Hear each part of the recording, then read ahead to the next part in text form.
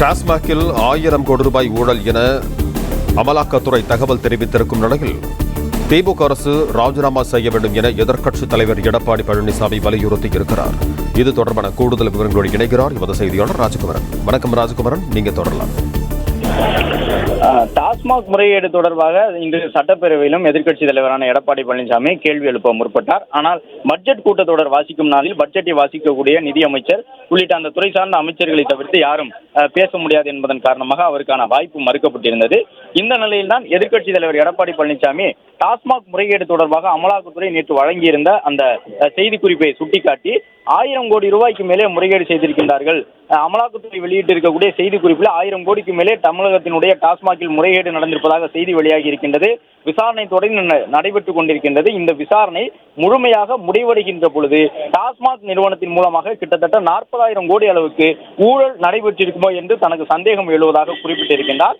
இந்த அரசு அதை பற்றி எந்த செய்தியும் இதுவரை வெளியிடவில்லை என்று குறிப்பிட்டிருக்கக்கூடிய எதிர்க்கட்சி தலைவர் அமலாக்கத்துறை ரெய்டு நடத்தி அந்த ரெய்டு மூலமாக 1000 கோடிக்கு மேலே முறைகேடு நடந்துள்ளதாக அறிவிக்கப்பட்டும் இந்த அரசு எந்த செய்தியும் வெளியிடாத காரணத்தினால் அதை நாங்கள் சட்டமன்றத்திலே குறிப்பிட்டு அதற்கு தார்மீக பொறுப்பேற்று இந்த அரசு ராஜினாமா செய்ய வேண்டும் என வலியுறுத்தி வெளிநடப்பு செய்திருக்கின்றோம் என்ற கருத்தையும் தெரிவித்திருந்தார். முன்னதாக சட்டப்பேரவை கூடிய உடனேயே பட்ஜெட் கூட்டத்தொடர் தொடங்கிய நிலையில் பட்ஜெட்டை வாசிப்பதற்காக நிதியமைச்சர் தங்கம் தென்னரசு ஆயத்தமாகியிருந்தார். ஆனால் எதிர்க்கட்சித் தலைவர் எடப்பாடி பழனிசாமி உட்பட அதிமுக சட்டமன்ற உறுப்பினர்கள் ஒன்றாக எழுந்து டாஸ்மாகில் நடைபெற்றிருக்கக்கூடிய முறைகேடு தொடர்பாக விளக்கம் அளிக்க வேண்டும், அமலாக்கத்துறை டாஸ்மாகினுடைய தலைமை அலுவலகம் வரை சென்று ஆய்வு நடத்தி இருக்கின்றது, அதன் முடிவாக தங்களுடைய ஆய்வு விவரத்தை வெளியிட்டிருக்கின்றார்கள். கிட்டத்தட்ட 1000 கோடி அளவிற்கு முறைகேடு நடந்திருப்பதாக அமலாக்கத்துறை சொல்லி இருக்கின்றது.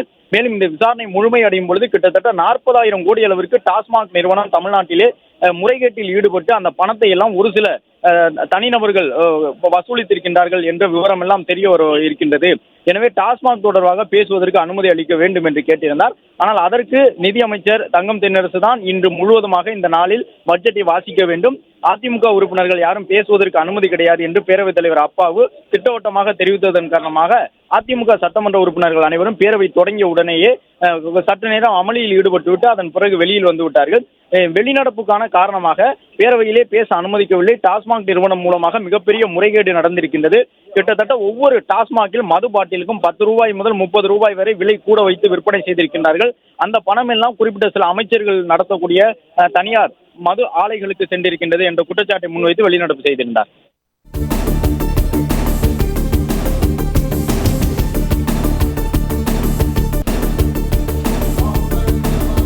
நன்றி ராஜகுமரன், உங்க தகவல்களுக்கு.